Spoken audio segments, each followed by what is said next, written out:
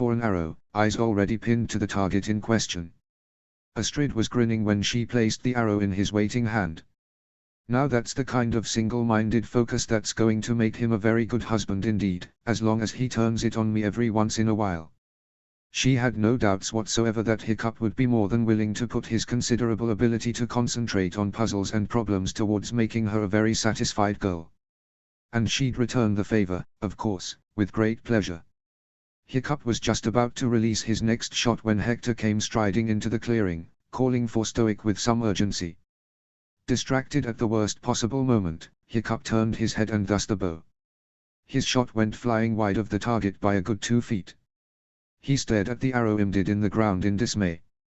Odin's saggy ancient ass. What terrible timing. Hector raised an unimpressed brow at the poor attempt but did his best to not look too disappointed. He patted Hiccup on the shoulder consolingly as he walked past. "That's all right, Hiccup. I'm sure you'll get the hang of it with more practice. Lots and lots more practice." Hiccup's mouth opened to protest that he really was better than that but gave up when Hector strode on without another look. Whatever. He'll see if he hangs around long enough. I wonder what he wants. He thought as he watched Hector hand his father a rolled-up note. Astrid held a hand over her mouth to hold in the giggles at the various expressions crossing Hiccup's face. Gods, my dad couldn't have timed that any better. Hiccup needs to learn to ignore distractions. And I have the perfect way to do it. But maybe when we're alone. I doubt he'd appreciated it if I stuck my tongue in his ear or smacked his ass with witnesses present. Thor, it's been forever since we've been alone. I'm feeling rather affectionate right now, and would like me some cuddle time with my sweetie. Everyone, go away. Please. As if the belated afterthought had actually been heard by the gods, Stoic crumpled the parchment in his massive fist and then walked the few steps over to Astrid and Hiccup. He frowned at them for a moment while he apparently came to a decision. Astrid raised a curious brow and Hiccup tilted his head sideways a bit. What? What is it, Dad? Bad news. Stoic frowned some more, drumming the fingers of one hand on his crossed arms. No. Not precisely. Trader Johan has brought news of an impromptu chieftains meeting on Berserker Island. Since the weather appears to be holding into a late fall, I'm inclined to go. Hiccup only had a moment to be disappointed that he was going to be left behind yet again, for Stoic immediately continued with, "And you're coming with me, son. It's time you learned to sail. And the other tribe leaders have been asking to meet you for years, no point in disappointing them any longer." The boy was instantly transported into a state of euphoric shock. That's Dad. Great. Thor. Stoic grinned at Hiccup's attempt at speaking past his fumbling tongue. Glad you approve. And to make your day just a little bit better, Astrid can come too. While Astrid's jaw dropped at the unexpected treat, Hiccup whooped with joy, and Hector bellowed, "What?" Stoic smirked at his friend who still hadn't quite forgiven him even though they pretended their relationship was basically back to normal.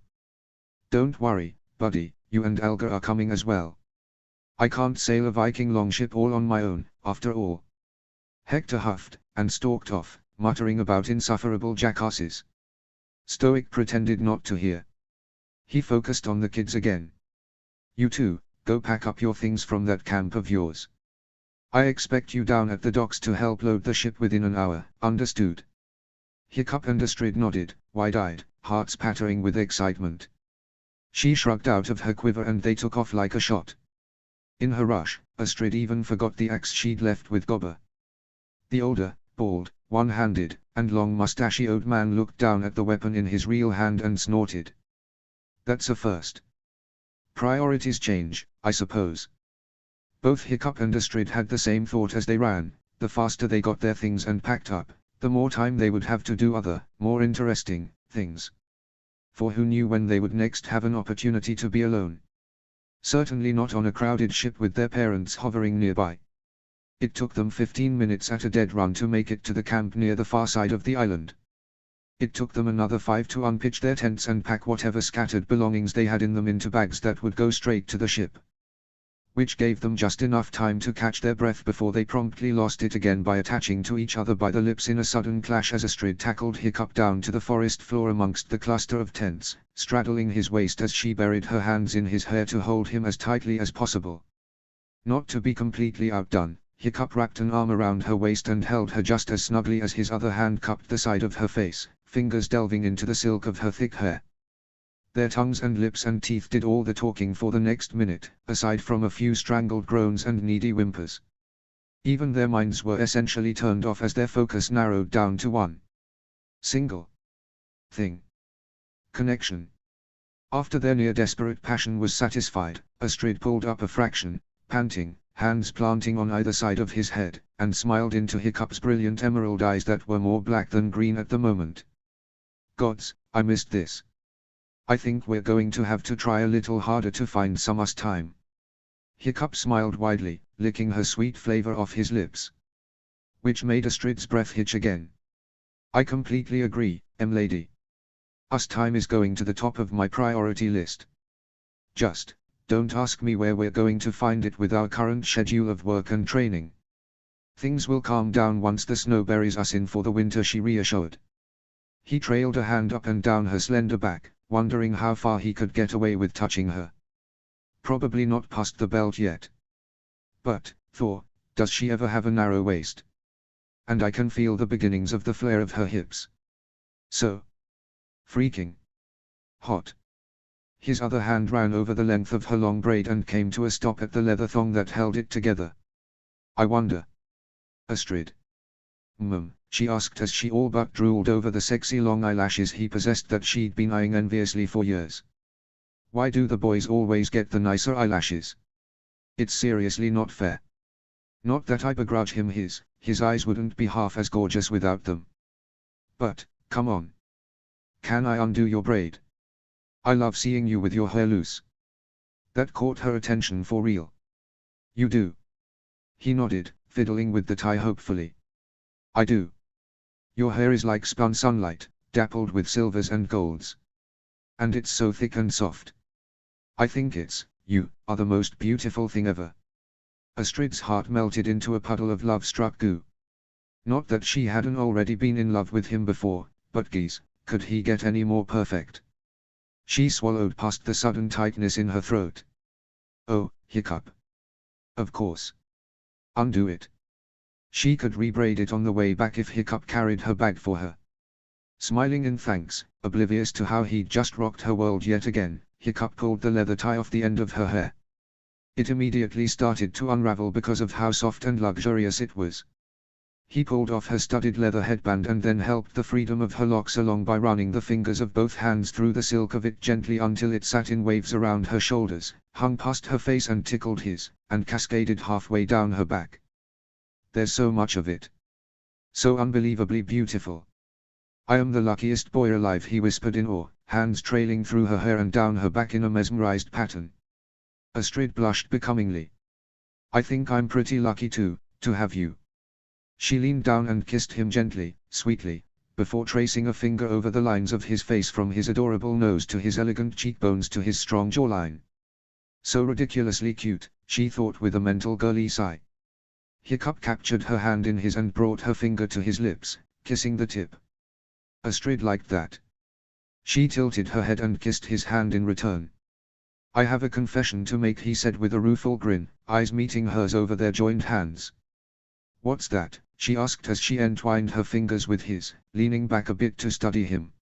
She blinked at the extra hardness she felt against her rear end, but pride made her stay where she'd put herself. And then the look on his face had her wriggling ever so slightly out of sheer Loki-like mischievousness. Hiccup's mind shorted out for a moment or 10 at the new position, but then he tugged his hand out of hers and grabbed her waist, pulling her forward, back into safe territory. Any more of the sweet torture of her heated weight on him where she really didn't need to be, and things were going to get embarrassing. Yeah. Confession. Right. He blinked a couple times, rebooting his brain back to a minute ago. Now that she was in a safer zone, kneeling above his abdomen, and he could think again, he raised a hand and ran it through her hair, letting the silken strands sift through his fingers like a waterfall of gold. You remember the day I almost burned my foot right through? Curious, Astrid nodded. Yeah. That was the first time I noticed you were a girl per se.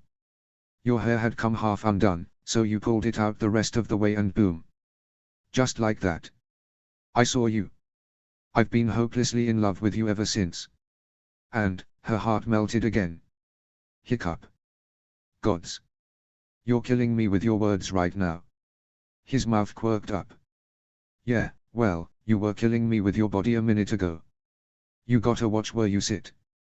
There's only so much stimulation a male can take before they turn into imbeciles with only one thought left in their brain. Astrid burst into a peal of delighted giggles, leaning forward to rest her head on his shoulder. She calmed after a minute, taking a deep breath, which gave her a good whiff of his scent, fresh perspiration and pine needles. Yum. Hiccup smiled at the sight of her blonde head indulgently. She could laugh at him if she wanted. He didn't mind. He was trying to be funny, after all. He stroked her hair and back as her giggles slowly subsided. Burying her hands in his shaggy mess of hair again, she raised enough to smile at him. I have a confession also, I've loved you longer. Like, at least a year longer. I think the first time I knew was when you made my current headband for my 12th birthday. There's a reason I wear it all the time other than its intended purpose. It's because you made it. Hiccup cupped her face again in his long-fingered hand, rubbing his thumb over her plump lower lip in a gentle caress. Now you're the one killing with words, lady. Her brilliant blue eyes shone as she smiled coyly at him, kissing the pad of his thumb. That was the idea, babe. Fair's fair. His eyes lit up. Oh. Is that how it is? Well then, he growled playfully and rolled them over in a sudden move, pinning her beneath him with his hands on her shoulders, making rumbling noises of hunger as he nipped at her neck and jaw and ear with tiny bites. I guess it's my turn to kill you with my body, he said between love bites. You look very edible right now. Astrid giggled and wiggled, only half-heartedly trying to pull him off by his hair because she loved it but had to keep up the appearance of protestation. When she couldn't take the tickling bites and kisses anymore, she rolled them back over. My turn, she warned, a fiendish light in her eyes as she leaned down to return the treatment. HHHHHHMMMM, HHHH, HHHHMMM. The sound of a loudly cleared throat had Astrid flinging herself off of Hiccup in a flash of tangled limbs that eventually sorted themselves out. She looked up in horror, expecting to see Stoic, or worse, her father. Instead, she sighed in relief when it was only Fish Legs, his bulky silhouette unmistakable as he pointedly faced away from them. Thank Thor. Stumbling up onto her feet, Astrid pushed her hair out of her eyes with a slightly shaking hand. Hiccup was almost as quick off the ground, but he remembered her headband and hair tie. He fished them out of the forest debris, then handed them to her and she smiled at him. Brushing himself off, Hiccup walked over to the other boy. Hey. What you doing here? He asked as casually as he could manage. Fish Legs glanced at him, blushing worse than Hiccup was, amusingly. I, was sent by your father to make sure you don't get sidetracked. Turns out he was right, he added in a mumble. I certainly got an eyeful of cavorting Hickstrid that I didn't need to see. Now I'm going to have to fight off that image every time I go to sleep at night. And, Thor, why does Astrid have to be so bloody beautiful? It really isn't fair for one's peace of mind. Oh gods. Now Hiccup was definitely the one blushing worse. Thanks. Fish Legs glanced at Astrid as she appeared beside Hiccup, carrying their bags, which she handed to him. Don't mention it. Please. The couple nodded, still blushing, and they all made their way back towards the village in awkward silence. By the time they made it to the docks, though, things were back to normal as Astrid coaxed Fish Legs into talking about his latest research into dragon lore. Her hair was once again braided and you'd never know that any canoodling had been going on. If you didn't count the pine needles in Hiccup's hair. Chapter 15, Power Shifts. Chapter Text. Power Shifts. Hiccup loved sailing. They'd been skipping over the gentle waves prompted by a strong breeze for maybe 5 minutes and he already knew that sailing was going to be one of his favorite pastimes. He stood as far forward on the longship as he could, climbing onto the rail of the boat and clinging to the neck of the dragon figurehead with an exultant laugh as the wind whipped through his hair and clothes. It almost felt like he was flying. Theoretically, he should resent his father for denying him this amazing experience for so long, but Hiccup couldn't get past how happy he was lately to even dredge up any negative feelings. The first hour of Hiccup's first trip off the island had been less thrilling but nearly just as fascinating. Watching his father and fellow tribe members sit at the oars and fall into an easy rhythm of rowing to clear them of the harbor had brought a new appreciation of a Viking's ability to actually work together when properly inspired. He'd taken a turn at the oars and had lasted for about 5 minutes before the unfamiliar muscle workout had literally had said muscles screaming. Fortunately for his ego, Astrid hadn't done much better, since she'd only been off the island a few times in her entire life to visit her grandparents. Rowing was obviously something one had to practice at constantly. And it explained why Vikings ended up with such huge muscles. They'd ended up on a fairly calm ocean that had suddenly looked even more endless than Hiccup had ever thought possible, despite looking at it for his entire life. It was both intimidating and awe-inspiring, making him feel like a tiny flea upon a giant yak. The sails had been lowered, again with easy teamwork, but the lack of wind had prompted Stoic to encourage his people to keep rowing. The idea of sitting idle on the ocean when there was business to be about abhorrent to him. But then the wind had finally picked up and the sails had filled with a snap, and just like that, their momentum increased to twice what rowing alone had achieved. The Vikings had cheered and put away the oars, happy to let the elements do the work. Now Hiccup found himself grinning like a fool and closing his eyes to better imagine that he actually was soaring through the sky like a dragon. His blood was thrumming through his veins like never before. Okay, maybe in a similar fashion to when he was kissing Astrid, but certainly not during any other normal activity. He felt like he could stay like this forever. "Whatcha doing?" Hiccup turned his upper body around so fast at the sound of Astrid's voice that he almost slipped off the rail, catching himself just in time with a second hand on the dragon neck. He grinned down at the curious girl who had her hands on her hips and an eyebrow raised just so. "I'm flying, or pretending it anyway. You should try it, it's the best feeling ever." Her pale eyebrow rose higher. "Oh, really?" Her tone clearly said she wasn't impressed. Hiccup took a couple seconds to think about why that would be since she was usually even more adventurous than himself, and then he felt himself flush in mortification. "I mean, the best feeling that wasn't inspired by you, of course, lady. You win in the ability to wreak havoc with my senses category, hands down." Astrid humphed, mollified, and smirking, she said, "As it should be, Hiccup Haddock." Then she vaulted up onto the railing and rose easily onto her feet on the other side of the dragon figurehead. Her arms wrapped around the neck nearly over his, and he put one hand on her forearm so that it was almost like they were holding each other. She leaned backwards to look at him. "Now what?" "Now you just close your eyes and feel the wind." "That's it. That's it." So she did. It wasn't long before Astrid was laughing like a bell and holding out her far arm to catch even more wind, feeling it whip her bangs back and her skirt tight to her legs. "Thor, Hiccup was right. It does feel like I'm flying. This is amazing." "I know." He'd never been so pleased to show her something new for a change. She leaned back again to catch his eye, and then flicked hers upwards to the top of the enormous dragon head.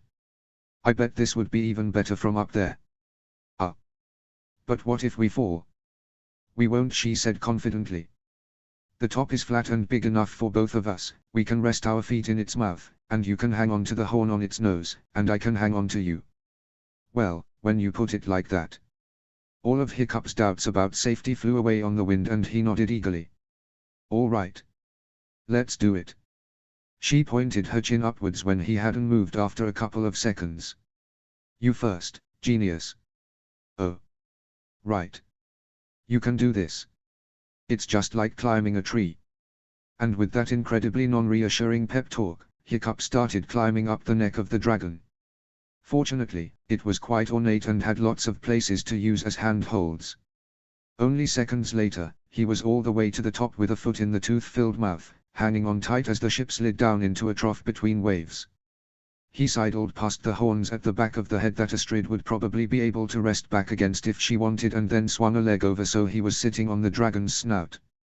He'd never felt so daring in his entire life and he loved it. A couple seconds later, Astrid slid in behind him and his breath caught as her arms wrapped around his waist from behind. "Thank you, Thor." "See, perfectly safe," the tiny warrior girl said in his ear. Still clutching the horn in front of him tightly, Hiccup turned his head just enough so he could see her. "Sure." He faced forwards again and closed his eyes, losing himself to the wind again. Astrid was right, it is even better up here. Astrid. What? Thank you. She hugged him tighter, her chest and the skulls holding on her spiky shoulder guards pressed against his back, but he was choosing not to concentrate on the metal objects, and tucked her chin into his shoulder, nuzzling his jaw briefly with her nose. "You're welcome." They spent a couple of minutes just feeling, hearts thumping with the excitement, when something quite astounding occurred to Hiccup. "Astrid." "Yeah. Guess what? I have no idea what's going on in your mind, Hiccup, just tell me." He chuckled. "I suppose we're equal on that point," he admitted. "But what I was going to say was, guess what? We're riding a dragon." She blinked a couple of times, eyes going wide, and then she threw her head back and laughed joyfully for a few seconds before resting her head back on his shoulder. "Oh, Thor," Hiccup. "Only you would think that." He shrugged in her arms. "Well, it's true." She snorted. "In a fashion, I guess. It is fun, though. I'll admit that. But technically, we're riding a boat." He rolled his eyes over his shoulder at her as best as he could. "Dream Crusher."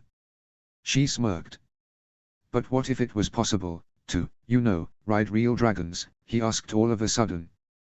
"Kind of like riding horses like people do elsewhere in the world." Astrid thought about that for a whole half second. "Yeah, right. Now that is never going to happen. Dragons are vicious killers, Hiccup. They will never be tameable like a horse or a yak or even one of those humpbacked things they ride in the deserts of Arabia. Camel. Right." He sighed, eyes staring blankly at the horizon. "But what if?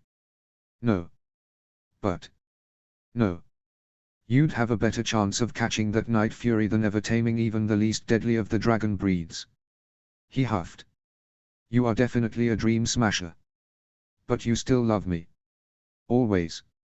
He smiled over his shoulder at her, daring to take a hand off the horn and squeeze one of her hands. She squeezed back and the comfortable silence resumed for a while. But his eyes were on the horizon again and a thought had gotten stuck in his mind that he wasn't sure he would ever be able to shake. What if it were possible to tame a dragon? Our world would never be the same again. Curled up against his beautiful almost mate, Toothless yawned widely, basking in the fall sunshine that shone nearly directly down on his shimmering black scales. Feeling content and well rested after a long night of hunting and flying, he slowly blinked his eyes open. Their little oasis of tranquility at the far end of the island was as beautiful as ever, if not more so, with the few leafy trees changing colors to a rainbow of fire colors. Over the course of the summer and fall, they had been gradually testing the boundaries of how far the Queen would let them go before she summoned them back with a mental burst of agony. It was never far enough to get anywhere near Toothless Home Island or Luna's curious home under the ocean, but it did give them plenty of opportunities to explore more islands and meet, or sometimes avoid at all costs, more dragons. Some of the islands in the acceptable radius from the Queen's Island contained humans, but not many, fortunately, and they were easy enough to sense, with their noisy and smelly ways, before they flew into danger. There was one particularly rocky island, though, that they had found which they couldn't seem to fly onto. It was like there was some sort of instinct that screamed at them to stay away. So they heeded it. It was a human-inhabited island anyway, so it didn't bother them to skip it in their explorations.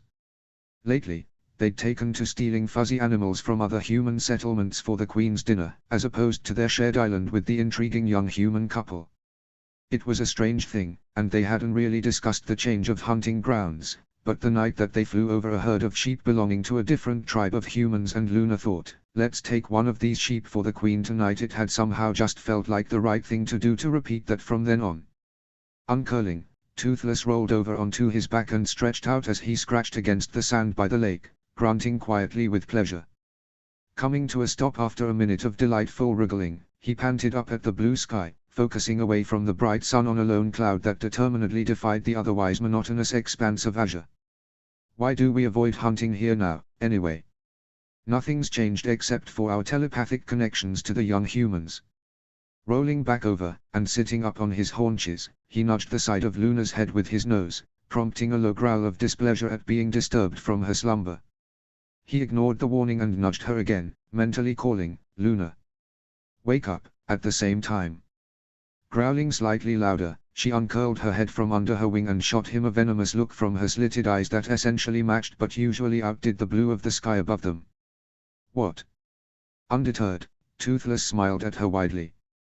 "I was thinking. And you had to wake me up to tell me that." "Of course. I was dreaming about home. My parents. My siblings." Toothless' expression immediately sobered, and he slumped a little. "I'm sorry. I'll just leave you alone. You can go back to sleep and resume your dream." "That's not how it works," she snapped. "Dreams don't just come back on command like that. I'm sorry. I won't wake you up for inconsequential things ever again." Luna sighed quietly to herself as he started to slink off dejectedly, wingtips dragging in the sand. She sat up with a quick flutter of her wings to stretch them out. "Toothless." He ignored her, depressed from having displeased her. "Toothless." She added a touch of command to her tone. He stopped, but didn't turn around. "What, Luna? Come back." He seriously thought about not doing so. Usually, he didn't mind that she was the dominant one in their relationship, since she was slightly older, and it was generally wise to please the female if one wanted to have a long and lasting partnership. But he was suddenly feeling like their power balance was way too one-sided. Toothless drew himself up as big as he could, raising his wings above his back a bit to make a shield between them, turned, and studiously looked out over the lake. "Why should I?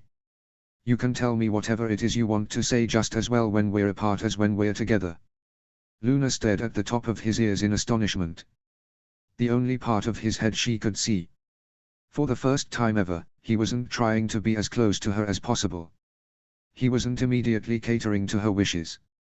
He was actually shutting her out in a fashion. She didn't like it. But at the same time, she respected it. From one moment to the next, Toothless had suddenly decided on a little independence. Toothless is growing up. Taking a deep breath to calm the little surge of excitement that thought sent through her, Luna tried again. "Come back, please. I like to look at your gorgeous eyes when you talk to me. I want to know what you were thinking about that had you so eager for me to hear about it as well." Oh, he liked that. He liked that she thought his eyes were pretty. He liked that she was almost apologizing for snapping at him. But he still wasn't budging. A need had been awoken in him with his defiance that he wasn't entirely conscious of, but he knew he liked being on the other side of the power play and he wanted to feel more of it. Lowering his wings back to their normal resting place, Toothless turned his head and glanced back at her. "How about you come here? The lake is beautiful with the sun shining on it and the fish are dancing under the surface, making silver flashes. I would like it if you would sit with me and we can look at it together." Luna couldn't fault his reasoning and found herself walking to him. "All right."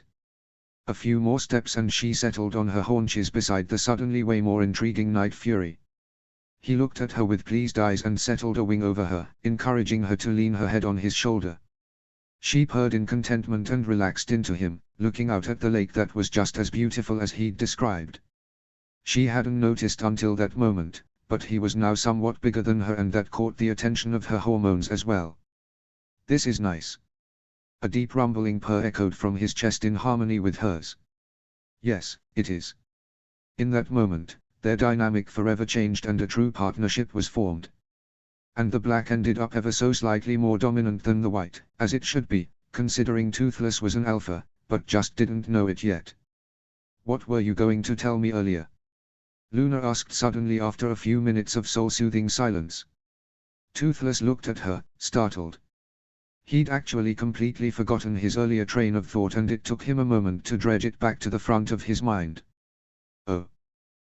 I had been thinking about how our hunting patterns have changed since we started eavesdropping on the little humans.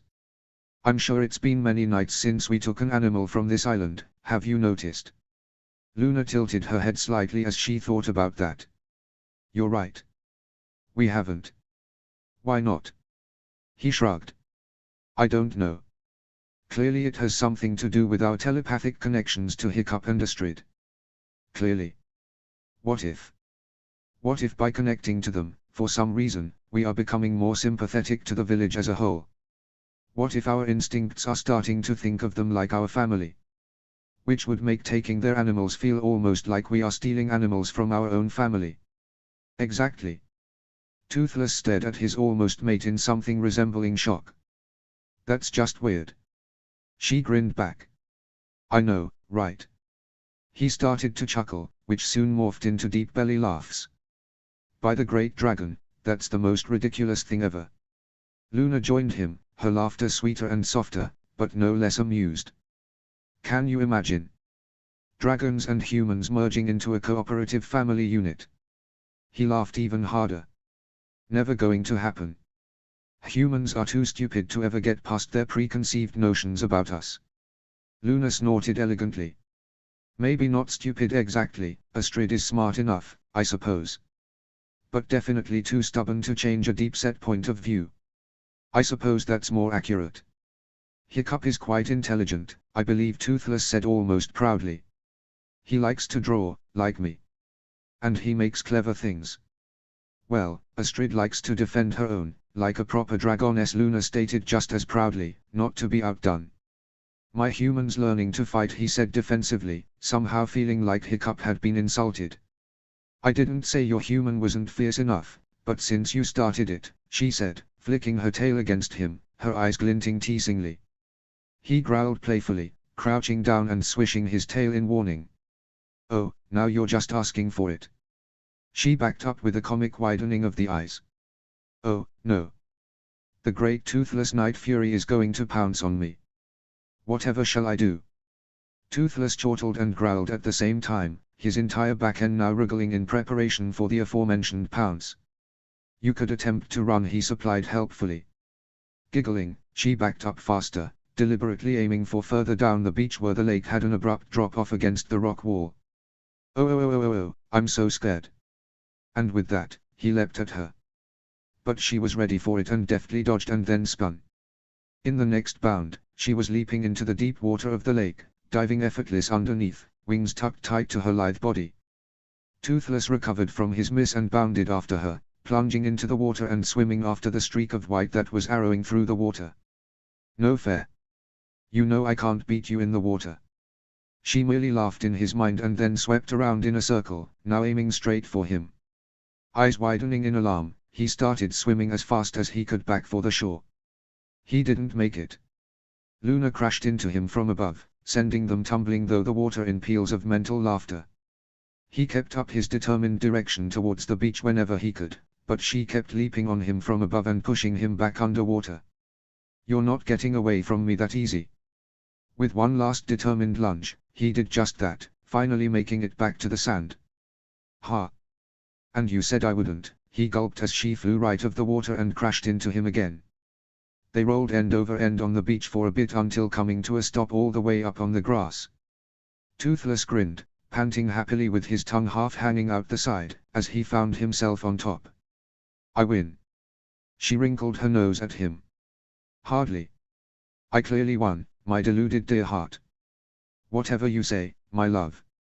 He nuzzled his nose against hers teasingly before rolling off her body and lying on his back beside her. They spent a few moments in quiet contentment, just catching their breaths. Eventually, she rolled over and rested her head on chest, looking up at him. Hey. Do you think, going back to what we were talking about before, that we should continue to hunt elsewhere for the queen? Toothless looked down his nose at her, sighing quietly. I don't know. It seems weird, to be considerate of a human village, but I am feeling rather sympathetic towards them right now. So am I, she admitted. I guess it's not too much trouble to get fuzzy animals elsewhere. An extra hour of flying, maybe. And it's not like we have anything else important to do. True. But what about the other dragons that hunt here? Do we let them continue doing so? What other option do we have? I'm not going to start fighting my own kind just for the sake of some weird sense of affinity towards a human boy. And even if I felt like it, we'd be staggeringly outnumbered. Luna sighed softly and closed her eyes. No. You're right. We let the other dragons hunt as usual. It's probably also best if we never mention what exactly we're doing with our little humans, too. I had no intentions of doing so. They probably wouldn't understand. She slitted an eye open for a second, seeing him still looking down at her with soft eyes despite their serious conversation. His adoration made her feel all warm and bubbly, as it always had. Purring in her chest, she snuggled into his side a little more and draped a wing over his torso. No, they definitely would not, she said sleepily as she fell back into a light doze. The young Night Fury wrapped his free wing around her in return, eyes slitting nearly closed as he watched her nap. Despite the fact that he'd lost his family and was subservient to a tyrannical queen, Toothless felt like the luckiest young dragon in the world to have won the heart of such a beautiful and unique, to him at least, dragoness. After a few minutes, his eyes slid all the way closed, but instead of falling asleep like Luna, Toothless went mentally searching for the young mind that he found such amusement in listening to, since the boy spent much of his time thinking about the Golden Astrid, and Toothless could usually relate to most of his thoughts. It took maybe a couple seconds longer than normal to make the connection, but once he was in the boy's mind, Toothless immediately saw through Hiccup's eyes and heard his thoughts. Thor, this is brilliant. I want to go sailing every day. Astrid. We have got to talk the parents into letting us go on at least some of the fishing trips. The boy's ears were filled with soft laughter, and a sense of slender arms wrapped around his waist brought satisfaction to Hiccup. Whatever you say, babe, the girl said with clear amusement. Toothless then saw Astrid's smiling face as Hiccup beamed at her, and then he saw the ocean passing beneath Hiccup in a speeding and bouncing blur, something he was quite used to seeing on his own, but never from the human's eyes. It was rather disconcerting. And alarming, as Toothless figured out what exactly was happening. Pulling away from Hiccup's mind for the moment, Toothless delved into Luna's, body now vibrating with a strange sense of anxiety. Luna. Wake up. The dragoness grumbled, slitting her eyes open. Not again. Didn't we just have this discussion? What is it this time? Toothless rolled out from under her, too energized to lie down any longer. Luna gasped as her pillow suddenly left and she flopped indignantly forwards. Toothless barely noticed. He started pacing around the sputtering Light Fury. Hiccup and Astrid have left the island. They're on one of those dragon boat things. That got her attention in a hurry and she sat up onto her haunches, eyes wide. They did what? Stoic climbed up from the hold, still smiling from the memory of Hiccup turning redder than a tomato when Hector had noticed dried pine needles stuck in his son's hair. They'd all been rowing at the time, Hiccup making a valiant if rather pathetic attempt on the long oar that probably outweighed him, Stoic on the oar in front, and Hector on the oar behind. Hey, Hiccup. You know your hair's full of needles, right? Hector said, curiosity rampantly apparent in his tone.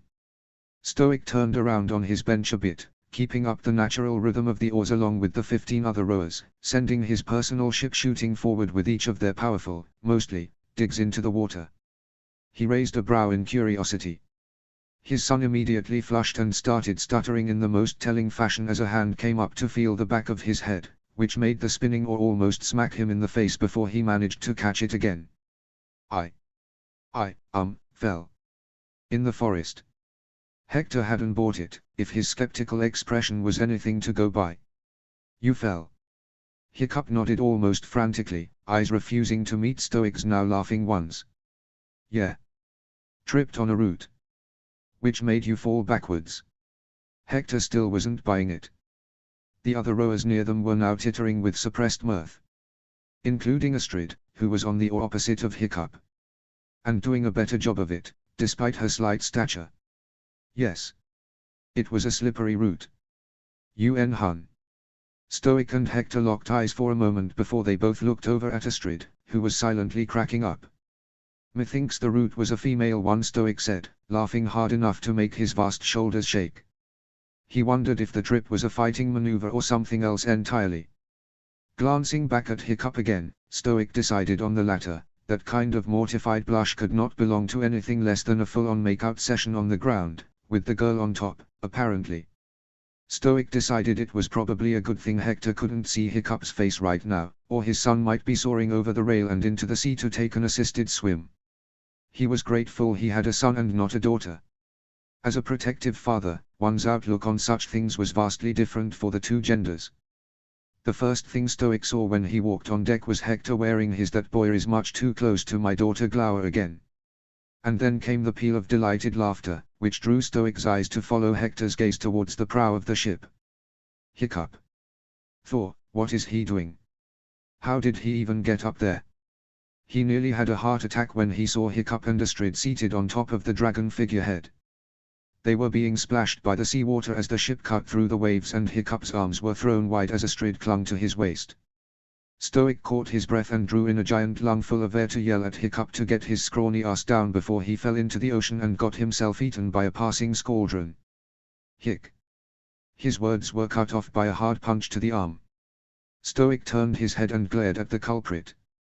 "Leave him be," Alga said firmly, not afraid of his glare in the slightest. "But he's going to get himself killed. You have to let him take risks sometime, Stoic. You have to let him grow up and be his own man. You can't protect him forever." But, he got out, gesturing rather frantically at the precarious situation at the front of the ship. "No. Can't you see that he's perfectly fine and having the time of his life?" Stoic reluctantly looked at the situation with new eyes and saw that Astrid's mother was right. And the woman clearly wasn't worried about her daughter, who was in the same position atop a wet, wooden dragon head. Hiccup and Astrid were still laughing, and pretending they were flying, if he had to guess. A slow, if small, smile crossed his face. That actually looks kind of fun, he had to admit, and it made him wonder why no one else had ever tried it as far as he knew. "I suppose we can leave them there for now. But if the waves get any higher, they'll have to come down." Alga smiled at him approvingly, which sent a rare feeling of warmth through his chest. "That's fine. And I agree." She patted him on the arm. "It's nice to see you acting with a little sense these days, Stoic. Valka would be proud." Thor, why did she have to mention Valka? Stoic smiled tightly and walked away, closer to the prow, dodging bodies and crisscrossing ropes, before he said something he'd regret, even though he knew she was right. Stoic sat on a bench as close to his delighted son as he could get, just in case, and watched him have actual fun like a kid should for the first time in years. Hiccup had been apprenticing with Gobber since he was 6 years old, which left little time for playing. All of the children of Berk were expected to help out and do their share of the chores, but not all day, every day. In fact, except for playing with Astrid in the evenings, Stoic couldn't remember ever seeing Hiccup run around the village with a flock of other children, laughing and just being silly. Hiccup had always been different, smarter, more efficiency-oriented, unfazed by being alone, but he should have had more friends than just Astrid. He should have been just as carefree as the rest of them. But he wasn't. Hiccup was more like a tiny little adult than many of the actual adults. It only drove home how bad of a father he had been without even realizing it. Valka would have known how to encourage him to play more and study or work less. Valka would have noticed that the tribe as a whole thought little of him. Valka would have taken him sailing years ago and not been so stupidly overprotective of him that he didn't get to experience all that life had to offer. Valka loved to sail too. She was so beautiful, standing in the prow, the wind whipping her long hair back like a banner, as she soaked in everything the sea had to give her. Just like his, doing now. "Oh Thor, they are so alike, it hurts. Thor, it hurts." Stoic cast his misty eyes skyward, swallowing back the lump in his throat. "My darling, I hope you can see him from up there in Valhalla. He's so much more your son than mine. I'm sorry I messed up the first part of his life, but I swear I'm trying harder now. I miss you, Valka. I'll always miss you until we're reunited again." The supposedly undefeatable chief of Vikings muffled a sniff in his sleeve and then turned his focus back down to Hiccup, who was riding a wooden dragon as it bounced over the sea. The wisp of a boy turned his head as if sensing his gaze and saw his father sitting just behind and below him. A flash of alarm passed across his features until he realized that Stoic wasn't going to yell at him for doing something dangerous, nearly making Stoic flinch at how wrong that was. Then, as Stoic smiled up at him reassuringly, Hiccup returned his smile, which grew and grew until it nearly went from ear to ear and the boy's green eyes sparkled like gems. "Look, Dad, I'm flying," he called, throwing his arms wide again, his hair whipping back and merging with Astrid's blonde locks. Her braid had come out in the wind. Her smile was nearly as wide as Hiccup's from where her chin was perched on his narrow shoulder as she let go of his waist to put her arms out too, interlocking their fingers in the most heartbreakingly beautiful sight Stoic had ever seen. They were flying together, as they always had, above and beyond the rest of the world. Stoic knew in that moment that together they would somehow accomplish things greater than any Viking had ever dreamed of. "Yes, son. Yes, you are." Stoic finally felt like he was doing something right. Chapter 16, Berserker Island, Part 1. Chapter Text. Berserker Island, Part 1. Being curious dragons, and having nothing better to do, Toothless and Luna flew after their young humans, catching up to the boat in only minutes with their vastly superior speed. They stayed high enough and far enough back to just keep the boat in sight, so that even if a human did happen to glance their way they would see nothing more than two random birds in flight. After flying at a snail's pace through the sky for more than an hour, Toothless huffed, bored out of his mind. Hiccup wasn't even being good entertainment, just staring out over the water, his thoughts a repetitive jumble of Astrid, love Astrid, oh, look at that fish. Or whale, or shark, or aquatic dragon type, and so on, and I wish I could fly. Toothless smirked at that last one the first few times he heard it, but even that got old after a while. "Hey, Luna." The glittering white dragoness turned her head and looked at him. "What? Where do you think they're going?" "How should I know? There are a number of islands in this direction. It could be any of them. Some even with human settlements on them." "True." Toothless gazed off in the distance, mentally mapping the area in front of them. "You don't think?" "What? Don't think what?" she demanded when his thought trailed off and he didn't finish it for too many seconds.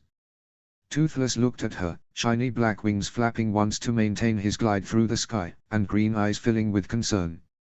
"You don't think that they are going to the island where we can't follow?" "Which one?" "There's a few that fit that description."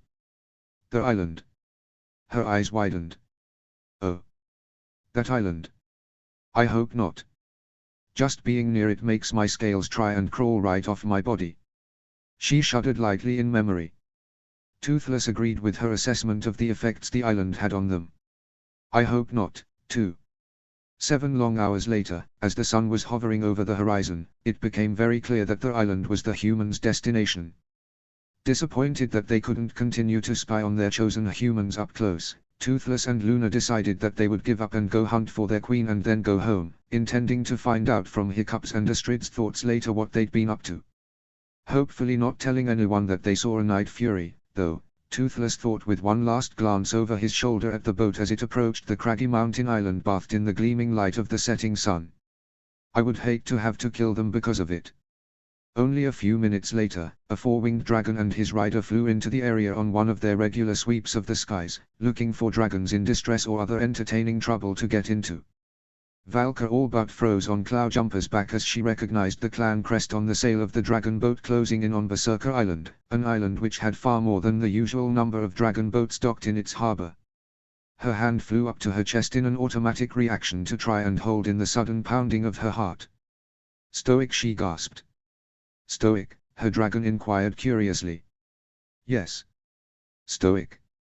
My mate. You know, the one you stole me from." She wasn't quite successful in keeping the resentment from her tone.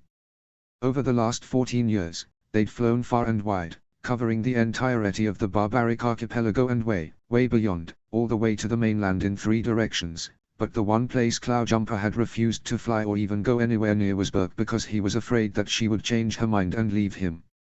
Which was silly, because Valka hadn't wanted to return to her home, not really, not with the way they hunted dragons, but she had been dying for what felt like an eternity for even just a glimpse of her husband and son, just to know that they were all right.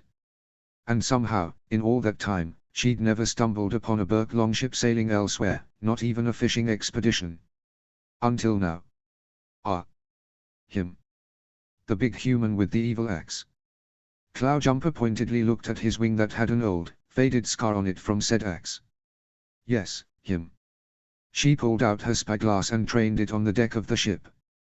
Her heart stuttered again when she almost immediately spotted the giant and unmistakable frame of her husband standing in the prow of the ship. His profile was to her, and he looked just as handsome, or even more so than her memories. His bright red beard was even more prolific than she remembered, too. Thor, he's still just as tempting as ever, she thought as her insides squirmed with remembered nights of passion. If only he wasn't such a stubborn ass. She watched as he gestured to someone and then her entire system shut down again as a teenage boy, with wild auburn hair just like hers, but much shorter, joined Stoic at the prow and getting all but buried under the arm her husband flung over his narrow shoulders. He was slim and fairly short, just barely coming up to Stoic's chest, which made him small for his age. But then, she'd always known her son would take after her more so than his father when he was born so tiny and earned his permanent nickname. There was nothing horrendous about her son, and she refused to call him that, no matter what tradition dictated. Her family had all been late bloomers, not finishing their growing in height until their late teens, and never truly bulking up like most Vikings. Hiccup.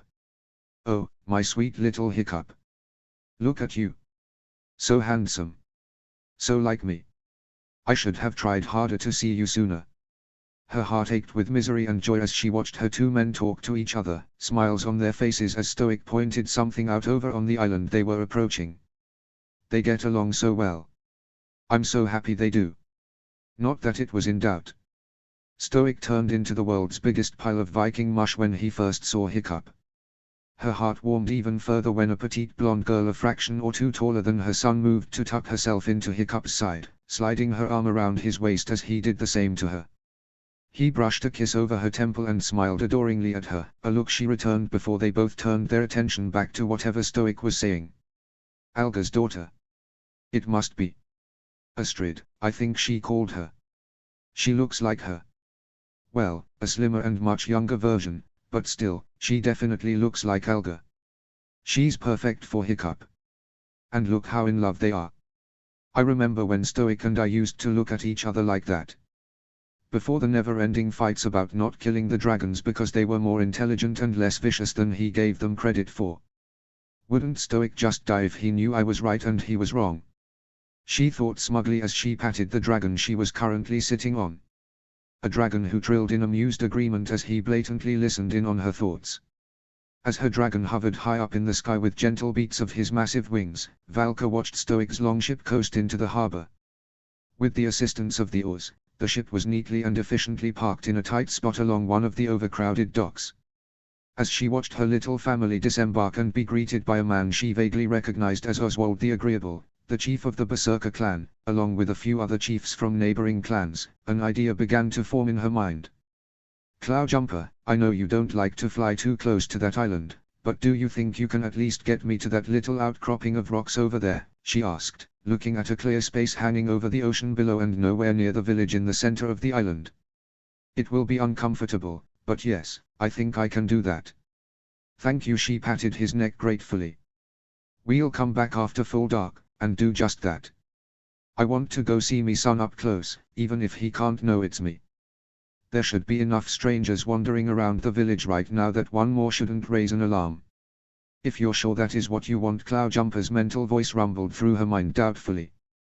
I am, she said, spyglass still trained on her husband, son, and Astrid as they moved up the pathway that had been chipped out of the rocks and supplemented with bridges as necessary.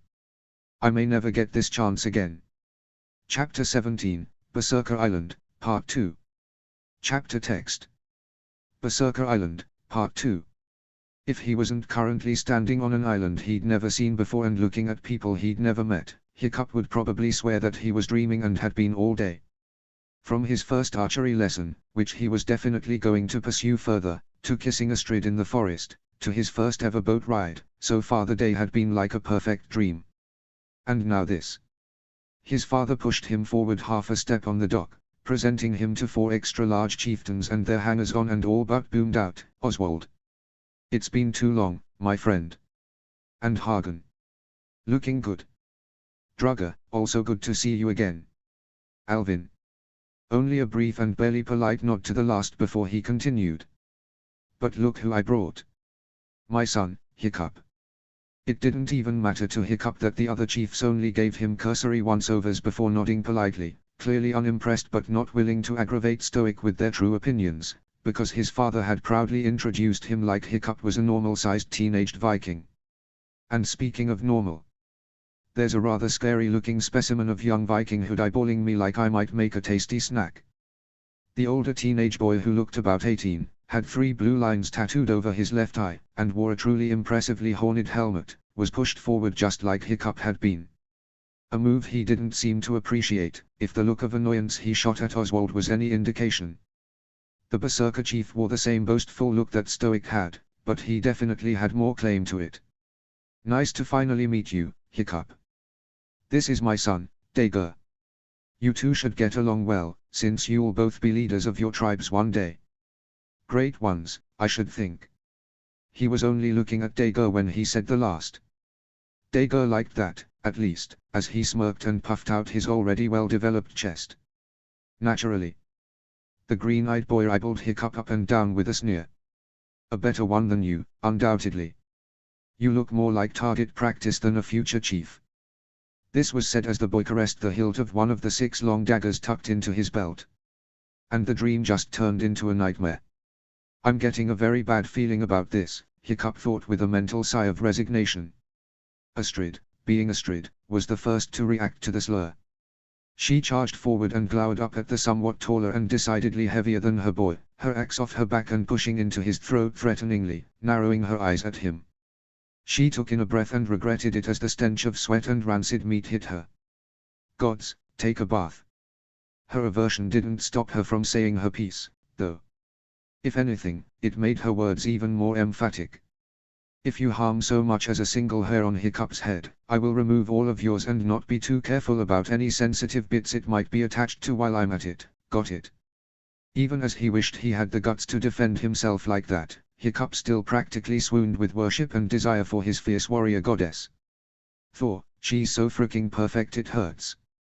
Apparently Dager thought she was worth drooling over as well, and had zero sense of danger, because he pushed her axe away with a negligent hand, leaving a small trail of blood across his neck, and gave her a once-over. Twice. Me likey. Shave away, my beautiful Vikingis. He reached to pull her forward with a hand around her waist. Astrid growled in annoyance, grabbed his hand, bent the fingers over backwards, and hooked a foot behind his. Dager howled as something snapped in his hand and he hit the dock with a thud. Her boot went on his broken hand and she ground down, making him whimper. No touching me, either. All the men laughed as she stepped off with a toss of her bangs, turning back to Hiccup and winking at him, a huge grin on her face. Astrid loved taking down bigger opponents. She lived for it, in fact. Hiccup beamed back, about 10 times more in love with her now than he had been a minute ago. And that was already a heck of a lot. Good one, girl. Oswald praised. Never seen anyone get the better of my son like that before. Good for him to learn a little humility, I say. Astrid's parents and the other Burkians finally disembarked the longship to join the group on the dock, finished with tidying up and collecting their camping supplies for the night. That's our Astrid. Hector boomed proudly, his arms full of bundles. Best young warrior on Burke. Thanks, Dad, Astrid said with a bright smile that lit up her face. Their previously strained relationship quickly falling back into normal patterns as the days progressed, much to everyone's relief. Cradling his right hand to his chest, Dager jumped back up onto his feet and looked at his father. I want her. Oswald looked at Stoic with a raised eyebrow. Is she available? Stoic grinned at Hiccup. Not anymore. My son already won Astrid's affections. They're engaged. Oswald looked back at Dager and shrugged. Sorry, son. Dager sneered. As if that little runt is any competition. Both Stoic, Alga, and Astrid glowered on Hiccup's behalf, which he appreciated, but honestly, he wasn't offended. Hiccup knew what he was. That little runt is my only son, Stoic rumbled warningly. And I don't care to hear anyone insult him. Hiccup puffed up with joy at being defended by his father. And my fiancée Astrid said firmly, linking her free arm through Hiccup's. She was still holding her axe, hoping to take another shot at Dager if he was stupid enough to give her an excuse for one. Hiccup puffed up even more, feeling more wanted than at any other point in his life. And I'm not changing my mind, Astrid continued, glaring figurative daggers at Dager. Gods, what a name choice. I wouldn't mind throwing real daggers at Dager either. Especially not for an insensitive lout with the grooming habits of a swine. Hiccup snickered under his breath as Dager pressed his hand to his heart and looked up at the sky. Thor. Can a more perfect maiden exist? Why do you torment me so by attaching her to someone so much less worthy? Because I earned her respect, Hiccup said, speaking up for the first time. It's the only way to win the heart of an earthbound Valkyrie and keep all your limbs intact. Astrid beamed and squeezed his arm. The elder males guffawed. And Dager huffed, turning his nose up to the air as he spun and stomped away on the wooden dock.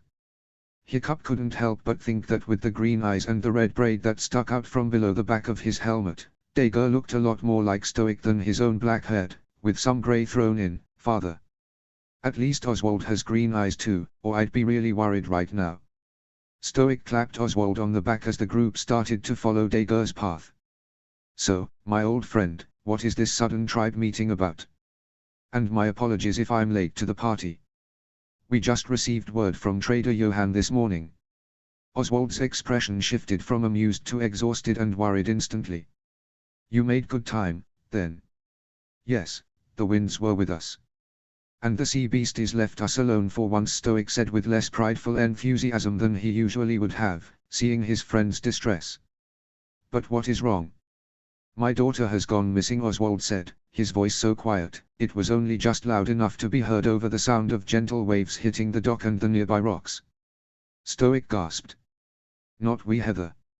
Unfortunately, yes, Oswald answered glumly as they started climbing stairs carved into the rock walls of the island. My wee Heather girl has been missing for nearly a week. That's awful. Oswald heaved a shuddering sigh that practically shook his large frame. We've looked all over the island. She's not here. And none of the boats are missing. Nor did we have any known visitors just before her disappearance. Hiccup glanced at Astrid, wondering if he should ask if it was possible for the girl to have drowned, but Astrid shook her head minutely, knowing him well enough to guess his thoughts, which were probably everyone else's as well, but no one wanted to say it either. And no dragon attacks? Stoic asked, as that had been his first thought. No. You know we settled on this desolate rock because the dragons don't come here. I know, Stoic said softly as the group entered the bustling village that was almost big enough to be called a city. The dragon-free location was very attractive despite the mostly barren earth and rocks of the island. Just checking. That's all right. Oswald shot his friend a sympathetic look, knowing how Stoic lost his wife. Anyway. I've called together this meeting because I fear that my daughter has been stolen by one of our enemies, possibly for ransom, he paused and then added, or worse. Everyone in the now rather large group winced. It wasn't unheard of for Viking girls to be stolen and sold as breeding slaves, especially if they were comely. There were certain types out there that appreciated how hardy the Viking women were. And Stoic knew that Heather fit the criteria, having met her mother on a few occasions before she died at sea during a particularly vicious hurricane. Helen had been a beautiful red-haired minx who loved to flirt for fun while still being loyal to the husband she adored. Heather, with her father's black hair and her mother's beauty, had already been driving the boys crazy with unsatisfied lust at just 14 when he saw her in the spring during the yearly treaty renewal between their tribes. Much like Astrid, actually, Stoic thought with a tinge of amusement that only lasted a moment as the enormity of the situation set back in. Hiccup would be devastated if Astrid suddenly disappeared like that. I'd be scouring the ocean and all of the lands for the girl, no question. That is certainly a possibility we'll have to consider, Hagen Frostbeard, the chief of Chilblain, was saying as their group meandered into a crowded communal space already crackling with voices, bonfires, and the mouth-watering smell of simmering meat. Oswald indicated a large empty table set at what would be the head of the room, if the outdoor space was a room. Trust me, I'm already considering it. So what do you want us to do? Stoic asked as he settled his large bulk onto the bench beside Oswald, with Hiccup, Astrid, and her parents falling into place beside them, and the other chiefs and some of their people settling across the table. Anyone who didn't fit on the benches just made themselves at home at nearby tables. A serving wench appeared almost seconds later with platters of bread and sliced yak meat and put them in front of them as another girl started pouring everyone mugs of ale. Oswald sighed and looked into his mug like it might spew answers for him. I honestly don't know, Stoic. But I thought it best that I let you all know what had happened in case one of your girls go missing as well. That was a good idea, Hagen said. Who knows who they could target next, if it is a conspiracy, that is. Even my girl could be a target. As Stoic snorted into his mug, only sort of covering his reaction of incredulity, his longtime friend turned barely tolerated rival laughed outright. Oh, I. Smolder's still a fetching lass, even with 3 decades behind her, Alvin said with a teasing gleam in his blue eyes as he looked to the next table over. I'm sure she'll be at the top of any list of Vikingers to steal. Everyone followed Alvin's line of sight and Hiccup couldn't help his own hidden snort into a mug. The woman in question was closer to his father's age than his own, and she probably outweighed Hiccup 4 times over. So, a typical Viking warrioress, but not generally something someone would want to kidnap for ransom or sell as a slave. From what he could see of her face in the darkening sky, she did look pretty enough, though, he'd give her that. Surprised she's not married, actually. Hagen glared at Alvin out of principle, but there wasn't too much heat to it. Alvin just smirked and stabbed a steak with his eating dagger, still eyeballing the Frostbeard heir. Stoic rolled his eyes. If anyone is at the top of someone's list, it would have to be our Astrid, here. Hey, the girl in question protested. I think that was meant to be a compliment, Hiccup muttered to her as he cut up a very large and perfectly cooked steak for them to share. Yeah, I got that. But still. Hey. No one's gonna be stealing me. They'd find themselves in pieces first. The men laughed at her boasting, but Hiccup had no doubt she'd follow through with her word. But just to be safe. It wouldn't hurt if we posted extra watches, would it, Dad? Stoic squeezed his shoulder reassuringly. Sure, son. We can do that.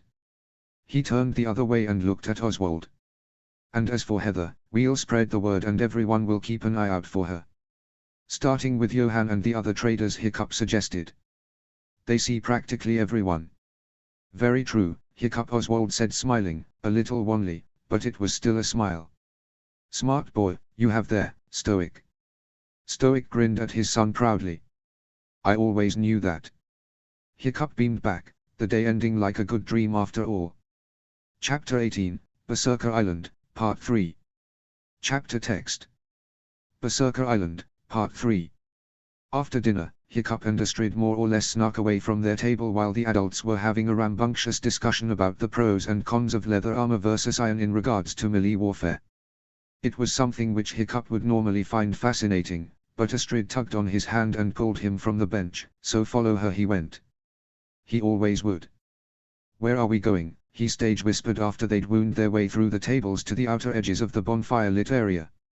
Astrid's face was alight with mischievousness as they walked the boundary between light and shadows next to the back gardens of a row of homes. It was like their own little world that wasn't bothered by the raucous voices only feet away. Nowhere in particular. I just wanted to steal some time with you without hovering, parents. His breath caught as the still new thrill that Astrid actually desired him tingled through him from head to toe, but he played it as cool as he could manage, simply grinning back at her and saying, oh. Well, in that case, Hiccup used their joined hands to pull her towards the small evergreen forest that separated the village from the monolith of a mountain that rose up in the center of the island. He then turned so that he was walking backwards and put his free hand over his heart as he vowed solemnly, if it's privacy M-Lady wants, then it's privacy M-Lady will get.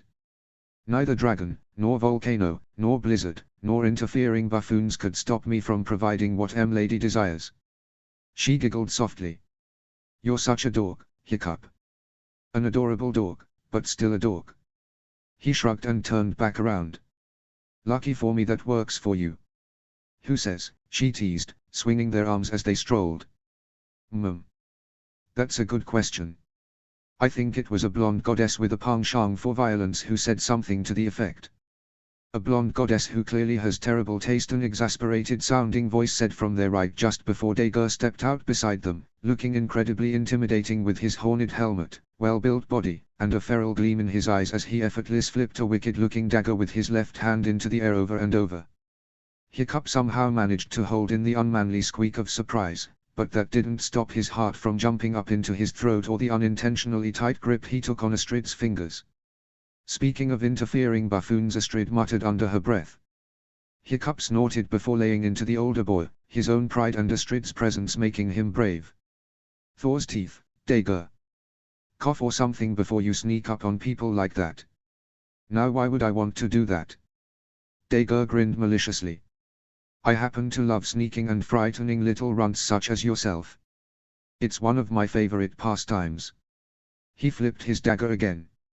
Right after using them for target practice. Astrid tugged her hand from his with some effort and she stepped into Dagur's personal space. She snatched the dagger right out of the air and tossed it at the nearest tree they weren't that far from, burying it in the bark to the hilt. In the same flowing move, her axe was off her back and also flying through the air to land directly beside the dagger in the tree trunk. She probably would have aimed to split the dagger if she'd been at all confident that it would work without damaging her axe. She then turned to the demented redhead with another dagger in her hand that she pulled from no one knows where and pressed it into his abdomen warningly. Next time you threaten Hiccup or make any move towards me other than perfectly polite, those both land here, understood? Hiccup all but drooled with love and lust at his fierce warrior goddess. Thor. If you're hearing this, thank you for her. Thank you. Thank you. Dagur, not looking intimidated at all, just laughed and backed up a step, hands raised in the air. The right one was bandaged. Sure, blonde goddess. Sure. I get it. But if Hiccup dies through no fault of my own, you can bet your sweet little body that I'm going to come a cotton dot. Astrid jabbed him just a little harder as she rolled her eyes and then put her dagger away back to who knows where. And I'll just throw you off a cliff and into the ocean, but that's your prerogative if you like to swim. Dagur grinned. I love swimming. This sounds like fun. Glad my demise gives you something to look forward to, Hiccup said dryly as he grabbed Astrid's hand again and started inching towards the abused tree. But for now, my fiancé and I were just going to enjoy the ambience under the pine trees over there for a bit. The what? Dagur asked, looking confused before he shook it off. Whatever. That's boring. You should try exploring the cave system. Now that's exciting. Especially in the dark. Lots of bottomless drop-offs and such. I could take you if you want. While exploring caves did sound like fun, Hiccup had no desire to do so with the deranged boy who would probably find some way to knock Hiccup into one of said bottomless drop-offs. I wonder if that's where the missing Heather ended up. Wouldn't put it past him. Maybe I'll mention it to Chief Oswald. Delicately, of course. Astrid clearly agreed that going spelunking with Dagur in the dark wasn't the best idea, because she shook her head and let the older teenager down in the nicest way possible, probably hoping not to set him off into a murderous rage or something. We'd love to. But not tonight. My parents would definitely freak if I disappeared for that long. Maybe tomorrow. Dagur, thankfully, accepted the excuse. Yeah, sure. No problem. Can't freak out the parents, can we? He backed up back towards the shadows. We'll go after British English. Umph. The Viking boy flailed as another person suddenly came out of the nearly hidden path he'd been backing towards and they collided. They both did an awkward dance until they regained their balance, Hiccup and Astrid snickering quietly. The other person was tall and slim and wearing a dark cloak, the hood of which fell off as they almost fell over backwards, revealing a comely woman with hair of a medium shade that was neither bright like Astrid's or dark enough to be black. Watch where you're going. Dagur spat, glaring at the woman. She flicked her gaze at Hiccup and Astrid, then ducked her head subserviently, pulling her hood back up. My apologies. I didn't see you coming in the dark, she mumbled in a pleasant alto voice and then hurried towards the gathering. Dagur sneered at her back and then spun around to leave. Hey! Astrid called. What about your dagger? He looked back over his broad shoulder and winked with the eye surrounded by the blue tattoo. Keep it, my blonde goddess, as a promise gift. And then he was gone, back into the dark, as silent as a ghost. Freaky, Hiccup muttered under his breath. I am so glad we don't live on the same island as him, Astrid whispered as they walked to the impaled tree. Agreed. Hiccup pulled out the dagger after she'd taken her axe back and returned it to its place on her back. The workmanship on this isn't bad, he admitted as he examined it in the light of the distant bonfire. Whatever it is, you can keep it or throw it away or melt it down or whatever, Astrid said as she started pulling them deeper into the trees along a well-trodden path. I don't want to keep anything of his that might give him more ideas than he already has. Good point, my wise Vikingis. Hiccup paused and stabbed the dagger into a passing tree. Maybe he'll find it there in a day or two and understand that you're not interested. Ha, she snorted softly. More like think of it as a more interesting challenge. You're probably right. I know I am. That's because you're always right. Astrid stopped and pushed him off the path and behind a thick tree. She leaned into him, grabbing fistfuls of his vest as she whispered in his ear. You just keep telling yourself that for the next 70 or 80 years and we'll get on just fine. Hiccup shivered from the sensation of her warm breath in his ear and gulped at the promise in her eyes. I will, lady. Forever. She's talking about us being together forever. Gods, how did I get so lucky? Good. Astrid smiled right before she kissed him. Hiccup very happily wrapped his arms around her and kissed her back. Once they were both panting and Astrid had managed to make his hair stand pretty much on end with her fingers, she grinned at him with a contented look that made his chest feel stuffed full. We should probably get back now before my dad really does have a fit. Yeah. I guess. Hiccup would happily brave the wrath of Hector Horferson for another 3 minutes of Astrid's lips, but it was her call. Despite her words, Astrid took her time carefully smoothing his hair down before she set a rather sedate pace as they meandered back down the forest path, their hands once again entwined. So, this has been an enlightening trip, she said conversationally. Yeah. Learned that rowing is even harder than it looks. And that you absolutely love sailing. He beamed. Totally. I also found out that I'm basically the girl in our relationship, and you know what? I really can't make myself care. Astrid laughed. I should say that's not true, but I can't argue with the facts. As long as you don't start wearing my clothes, I think we'll be fine. Hiccup huffed indignantly. I think not. And then, feeling cheeky, he added in a completely serious tone, I don't have the hips to make your skirt look good, for one thing. He grinned at the top of her hair as she snorted and then had to rest her forehead on his shoulder and cling to him as body-shaking guffaws overtook her for a minute. I might be the damsel in distress here, but at least I'm funny. He patted her back until she pulled herself together, standing upright again and wiping at her eyes. Gods, Hiccup. Your sense of humor is going to be the death of me one day. He rolled his eyes and tugged them onwards. I hope not. I don't think that's on the list of heroic actions that will get you into Valhalla so you can retake your rightful place as a Valkyrie. She paused again, her eyes meltingly soft as she kissed his cheek lingeringly. And your natural grasp of everything romantic is going to make it very hard for me to wait until we're at least 18 to get married. Hiccup cupped her jaw and cheek and pressed a sweet kiss to her hovering mouth. I'm glad. Just let me know when and I'm there, Astrid Horferson. She smiled softly. I know you will be, Hiccup Haddock. They made the rest of the short trip back to the gathering area in contented silence, letting their glancing looks do all the talking for them. At least, that was the case until Hiccup saw the cloaked woman from before standing in the shadows near the back gardens, arms wrapped around herself, and staring at his father like she was trying to work up the courage to go talk to him. Can I help you? Hiccup asked kindly as they approached, thinking she had a message to deliver to the clan chief or something equally important.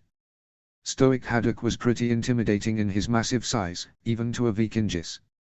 The woman startled and looked right at him for a moment, the firelight illuminating her hooded face clearly for a second before she ducked her head. Much more clearly than the first time he'd seen her. No. No, it's nothing, she said almost sadly.